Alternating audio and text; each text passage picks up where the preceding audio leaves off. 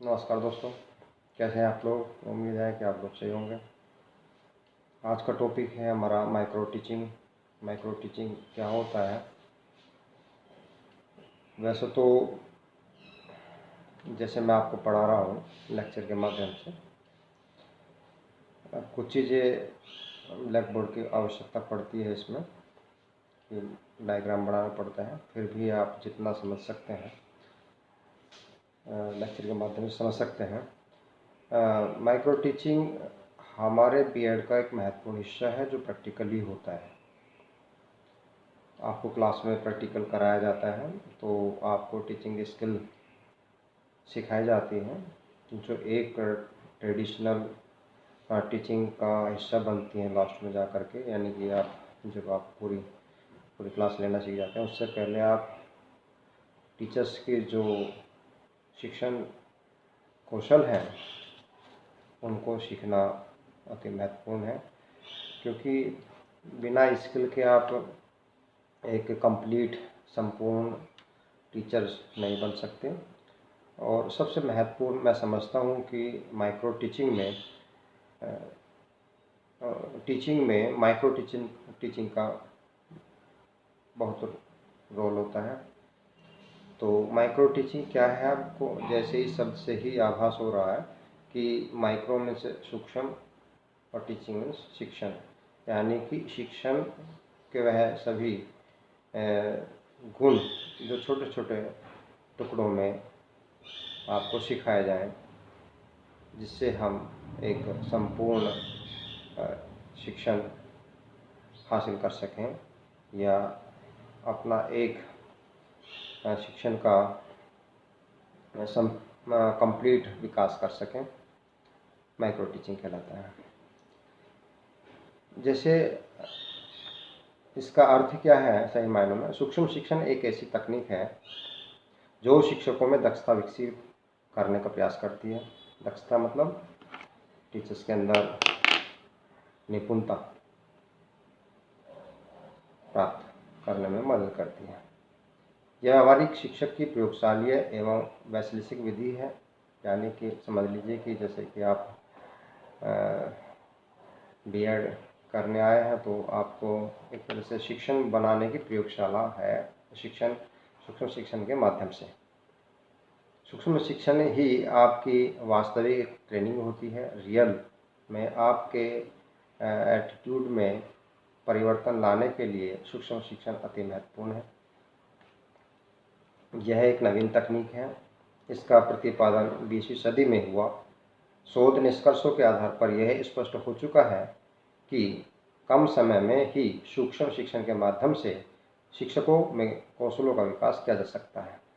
यानी कि माना जाता था कि टीचर जन्मजात होता है, उसके अंदर विशिष्ट गुण होते हैं और उसको सिखाया नहीं जा सकता। लेकिन आज वर्तमान युग में ऐसा नहीं कह सकते कि आज विज्ञान ने हर क्षेत्र में अपनी कुशलता दिखाई है और हर क्षेत्र में महारत हासिल की है। तो शिक्षा का क्षेत्र भी इससे अछूता नहीं रहा। शिक्षा के क्षेत्र में टीचर्स को भी ट्रेंड किया जा सकता है। टीचर्स के अंदर वो सारे गुण, सारे क्वालिटीज़ डेवलप साइंस के माध्यम से की जा सकती है। विज्ञान के माध्यम से ही हम एक निपुण टीचर बन सकते हैं, जिससे शिक्षकों के छोटे छोटे व्यवहार में दक्षता विकसित होती है। सूक्ष्म शिक्षण कहलाता है। यह दो शब्दों से मिलकर बना है, सूक्ष्म और दूसरा शिक्षण अर्थात छोटा शिक्षण। जब शिक्षक कक्षा में शिक्षण कार्य करता है तब वह कई प्रकार से व्यवहार करता है, जैसे श्यामपट्ट पर लिखना, प्रश्न पूछना, छात्रों की शंकाओं को दूर करना, छात्रों के प्रति उत्तर देना, छात्रों को प्रोत्साहित करना, पाठ्य वस्तु को समझाना, प्रयोग करना आदि आदि बहुत सारी स्किल होती हैं। तो उन समस्याओं से ना इन फ्यूचर जूझना पड़े, तो हर एक स्किल में निपुणता हासिल कर लें ताकि एक कंप्लीट टीचर बन सके। तो इसलिए जो टीचर्स की स्किल होती हैं, वैसे तो एनसीईआरटी के अनुसार 12-13 स्किल होती हैं, और कुल मिलाकर के अगर देखा जाए तो अलग अलग यूनिवर्सिटीज़ ने कुछ अलग अलग स्किल्स बताई हैं। तो कंप्लीट 22 स्किल हैं, और मोस्ट इम्पोर्टेंट मिला करके 8-10 स्किल्स होती हैं जिनमें हमको अपनी निपुणता हासिल करनी होती है। परिभाषा के तौर पे हम कह सकते हैं, क्वेश्चन आ जाता है कि सूक्ष्म शिक्षण क्या है, इसकी परिभाषाएं बताइए। तो परिभाषाएं से आपको काफ़ी कुछ समझ में आ जाएगा। जैसा मैंने अभी बताया, कुछ बातें आपकी समझ से परे हो सकती हैं, लेकिन परिभाषाएं कम शब्दों में एक आपको सही बात बताने में समर्थ हो पाती हैं। डीवी एलन कहते हैं, सूक्ष्म शिक्षण समस्त शिक्षण को लघु क्रियाओं में बांटना है। मतलब सूक्ष्म शिक्षण क्या है? समस्त शिक्षण की जो क्रियाएं हैं उनको छोटे छोटे टुकड़ों में बांटना क्या कहलाता है? सूक्ष्म शिक्षण कहलाता है। सौर बी एम के अनुसार सूक्ष्म शिक्षण कम अवधि, कम समय, कम छात्रों की शिक्षण क्रियाओं वाली एक प्रविधि है। और अच्छी डेफिनेशन डेविड यंग ने कहा है, सूक्ष्म शिक्षण एक ऐसी प्रविधि है जो अनुभवी एवं अनुभवहीन दोनों प्रकार के अध्यापकों को अपने शिक्षण में परिमार्जन हेतु नवीन अवसर प्रदान करती है। बी के पासी हैं, भारतीय ही हैं, बी के पासी ने कहा है, सूक्ष्म शिक्षण एक प्रशिक्षण तकनीक है जो छात्र अध्यापकों से यह अपेक्षा रखती है कि वे किसी तथ्य को थोड़े से छात्रों को कम समय में किसी विशिष्ट शिक्षण कौशल के माध्यम से शिक्षण दे सकें। ये तो ही हमारी परिभाषा। अब सूक्ष्म शिक्षण की विशेषताएं क्या हैं? ऐसे क्वेश्चन आ जाता है, सूक्ष्म शिक्षण की विशेषताएं बताइए, और एक छोटा सा डायग्राम उसमें आप अगर डाल देते हैं तो आप एक पूरा माइक्रो टीचिंग को समझ लेते हैं। माइक्रो टीचिंग में 3 ही स्टेप होते हैं वैसे तो खास तौर पे, और रिपीटिशन होता है उन तीनों का। जैसे आपका प्लानिंग होता है। प्लानिंग क्या होता है? प्लानिंग होता है, और आपका प्लानिंग, टीचिंग और फीडबैक। प्लानिंग, टीचिंग और फीडबैक। तो फिर क्या हुआ? फिर प्री प्लानिंग, रीटीचिंग और फीडबैक। तो ये 6 स्टेप से होकर गुजरता है, और इसका कुल समय होता है 36 मिनट एनसीईआरटी के अनुसार। वैसे तो अलग अलग वैज्ञानिकों ने इसका कुछ समय अलग, जैसे किसी ने 45 मिनट बताया है, किसी ने 60 मिनट बताया है। तो भारतीय परिप्रेक्ष्य में देखा जाए तो इसको 36 मिनट का, यानी कि हर स्टेप को 6-6 मिनट का समय दिया गया है। और जब हम रीप्लानिंग करते हैं तो उसको 12 मिनट का रखते हैं। बाकी 5 स्टेप जो होते हैं इसके, वो कितने के होते हैं? 6-6 मिनट के होते हैं। ठीक है, 6 मिनट का आपका टीचिंग, 6 मिनट का प्लानिंग, और जब फीडबैक 6 मिनट का होता है, और जब रीप्लानिंग करते हैं तो फिर 12 मिनट का होता है। तो कुल मिलाकर के संपूर्ण क्लास होती है आपकी 36 मिनट की। 36 से 35 मिनट में उसको कंप्लीट कर सकते हैं। इसका मतलब क्या है कि एक छोटी कक्षा जो जिसे हमें रियल क्लासें नहीं मिल पाती, तो हम बीएड प्रथम वर्ष में क्या करते हैं, हम 8-10 बच्चों का एक ग्रुप बना करके एक टीचर के माध्यम से, जो छात्र अध्यापक ही होता है, वह एक स्किल पर अपना प्रैक्टिस करता है, और हर स्किल के लिए उसको 5-6 मिनट मिलते हैं। तो इस तरीके से ये साइकिल तब तक चलती रहती है तब तक वह उस स्किल में पूरी महारत हासिल ना कर ले। इसी तरह से क्लास के समस्त बच्चे अपना एक इस तरह का 8-10 दिन तक प्रैक्टिस करते रहते हैं, ताकि हम अपने जो टीचिंग के महत्वपूर्ण टूल हैं, टूल का मतलब स्किल्स हैं, उनको हम पूरा कर सकें। तो कहने का तात्पर्य है कि आप स्टूडेंट्स के लिए या छात्र अध्यापकों के लिए, ट्रेनिंग्स के लिए, पीपल टीचर्स के लिए सूक्ष्म शिक्षण अति महत्वपूर्ण है। इसको समझना लेक्चर के माध्यम से तो नहीं, क्लास में बहुत अच्छे से समझा सकते हैं, और समय का अभाव है और सारे संसाधनों के अभाव के कारण हम आपको एक लेक्चर के माध्यम से ये चीज़ें बता पा रहे हैं।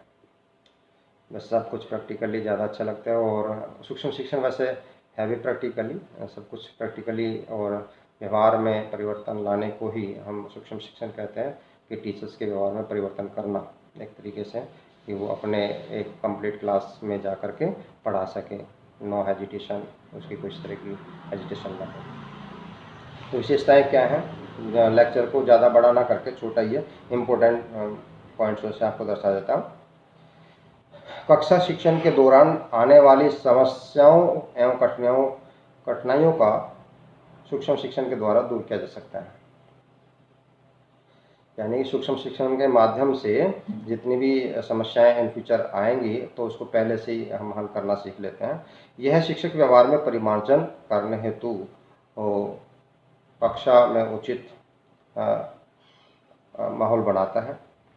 यह उचित समीक्षात्मक विश्लेषण की प्रवृत्ति है, यानी कि टीचर्स की प्रत्येक एक्टिविटी पर नज़र होती है। एक जो आपका ऑब्जर्वर होता है, सुपरवाइज़र होता है, जब पीछे टीचर बैठता है तो आपकी सारी हरकतों को वो नोटिस करता रहता है, बाकायदा उसका रेटिंग रहता है। 7 स्टेप होते हैं इसमें, कि आपका जो प्रदर्शन है एक टीचिंग का, वो किस हद तक आपने हासिल किया है।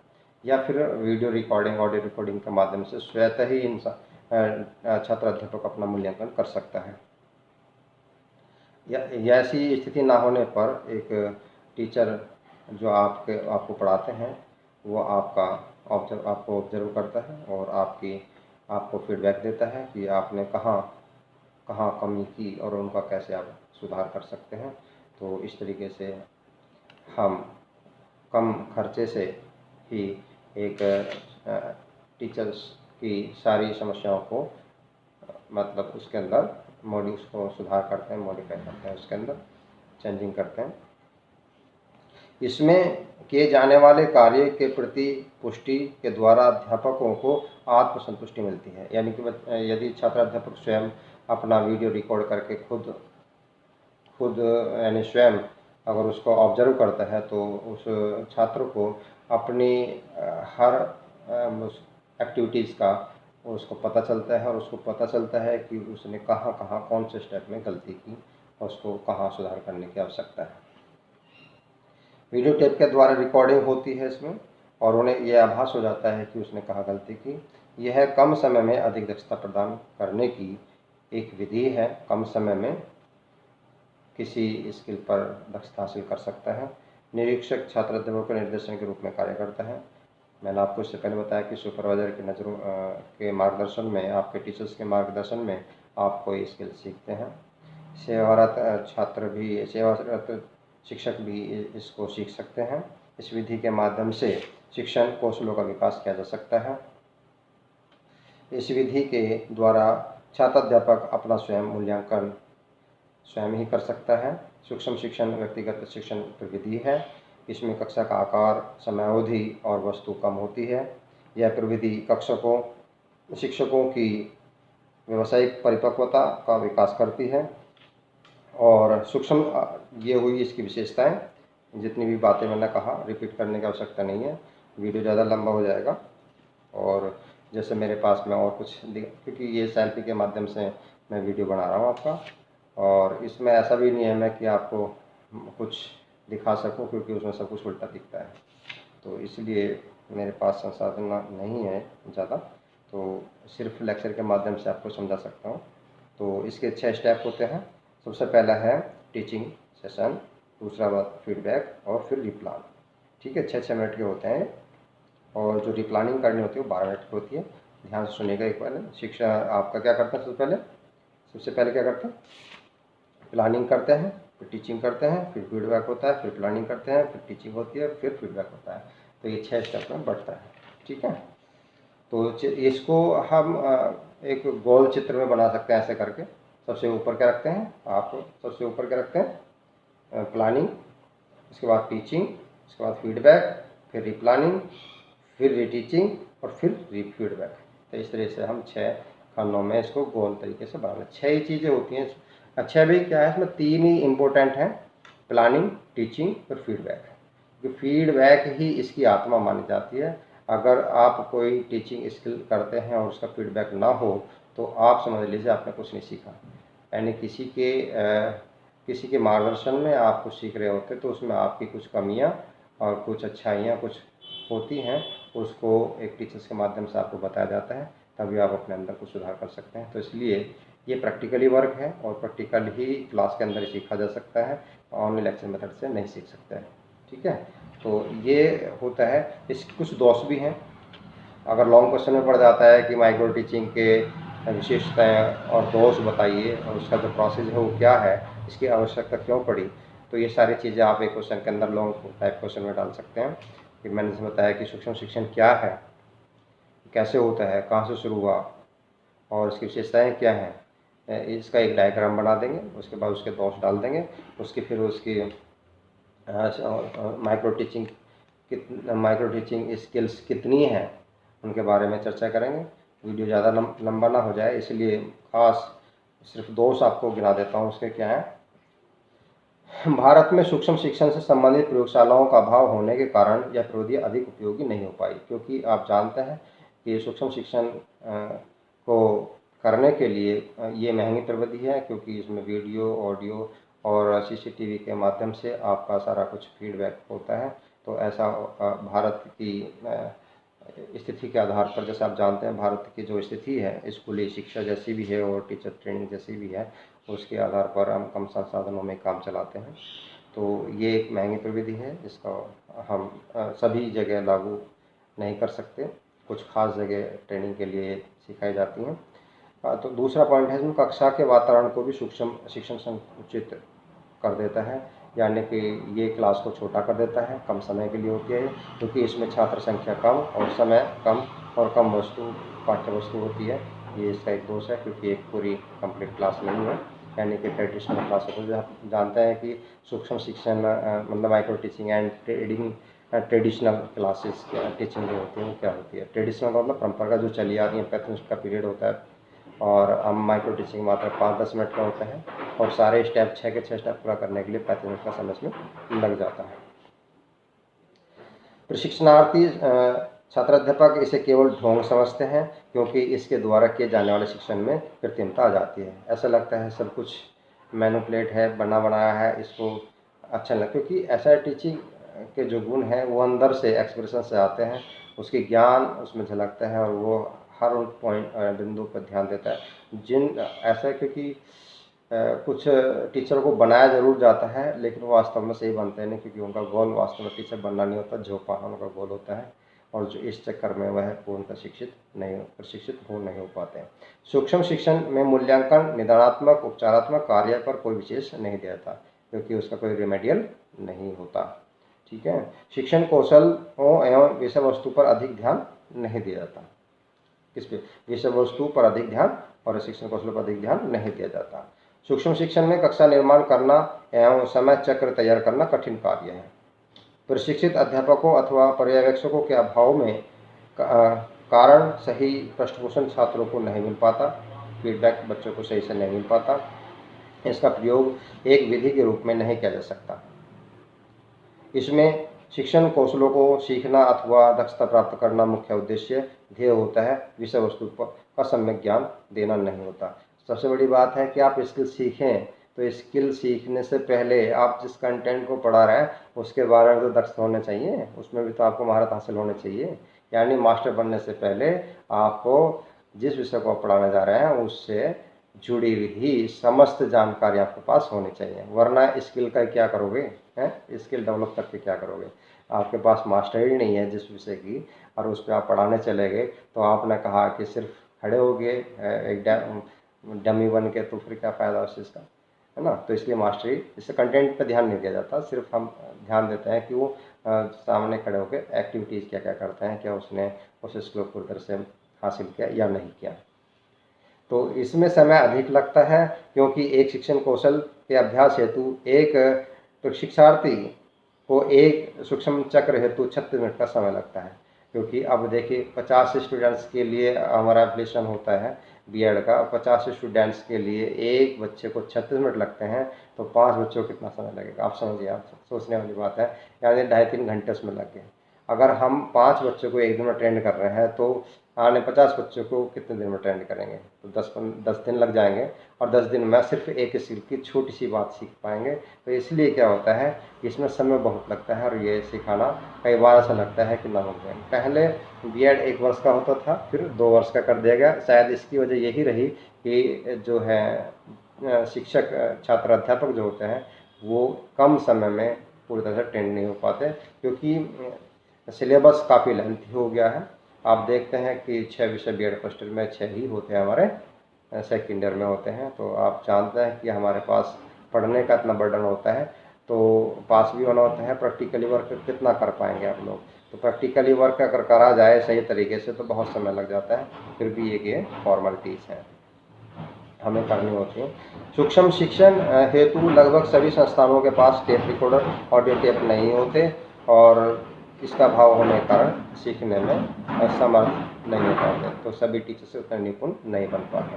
ठीक है, तो ये था हमारा आज का वीडियो। हमारा 21 मिनट से ज़्यादा तक हो जाएगा, और मैं इसको यहीं पे समाप्त करना चाहूँगा।